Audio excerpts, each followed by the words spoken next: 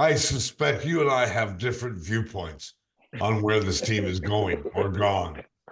You are inevitably the optimist, and I am usually a pessimist.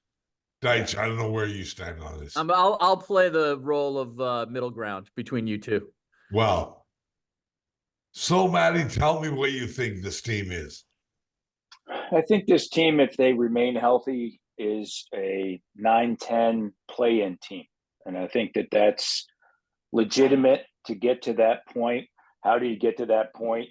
You can't lose Jakob Poeltl for the time that they lost him. You can't lose Scotty Barnes for the time that you lost him. Your defense has to improve. Their offense, they got it to where they want it to be. They've added some depth, but you're not looking, Bob, from a 25-win team to make a major move here. You're thinking about 9-10. 9-10, as we know in the Eastern Conference, certainly different than 9-10 in the Western Conference. So Matt, Well, yeah. go ahead, Bob. Go ahead. Well, I was just gonna say, like, Matt, like it seems like I agree with you. Actually, that's not as rose-colored an assessment as I thought you might give. So I appreciate that. To me, like what they did this offseason, they have basically told you like what they are and what the plan is, and so they signed Scotty Barnes and Emmanuel Quigley long term. And what I want to ask you is, do you think if you're Raptors management, the hope is that these guys ultimately outperform their contracts and they end up being their ceiling is higher than maybe what you expected, and then they can go from a 9 or 10 playing team to like a 3 or 4 team? Like that to me is like the bet that they've made is that if Scotty Barnes could really be a top 10 player and Quigley can be an all-star, then we have something. And that feels like that's the franchise. Like the answers to those questions determine the next 5 years. That's sort of how I see it.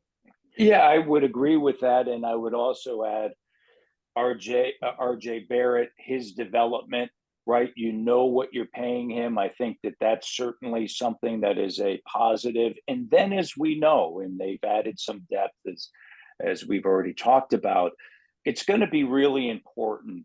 And we've seen this throughout the NBA. What are you adding on the fringes, right?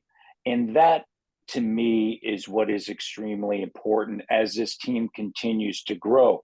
They are a young team, but I really do like having a Kelly Olynyk as a veteran that has been there before, that wants to be here, that can step out and shoot the three. They need three-point shooting.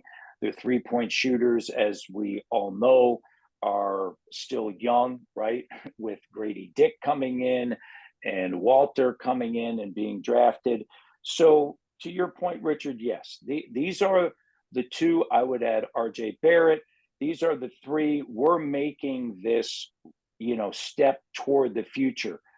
And you look around the NBA, I understand why they are where they are, given the moves that they made. And it's not a bad place to be. But as we all know, because we've lived through it before, it takes time. This isn't you go from X to Z and it just happens overnight. The bench on this team has been useless the past couple of years. They've really had nobody that they can count on. Do you think the bench will be better this year? It has to be, Bob, and we're going to find that out as really the season unfolds, right? You bring in Mitchell and Sasha, and those two players, you're hoping they can be a part of that rotation. Can Ochai Agbaji take that next step? He's going to have to really, and this is what's interesting, and we've seen this before. You have a player that in practice, they put him around the 3-point arc, and he's 100 of 100, and then in game, does it translate? We know he can be a great on-the-ball defender. They have to figure out in the final year of his contract, Chris Boucher, what he can provide, because as we know, he was out of the rotation. Bruce Brown also, is he going to be comfortable within a role, and can that be something that is, okay, you can count on that on a night in and night out basis? The fact that they were able to trade McDaniels and amazing to me to get two players coming back, because he did not provide anything, and the opportunity was there for him for the taking, and he didn't. So I do expect the bench to be better than it was this past year and even the year prior. The interesting thing is going to be, where does Gary Trent Jr. and all that fall? Right now, there doesn't appear to Right. be a marketplace for him.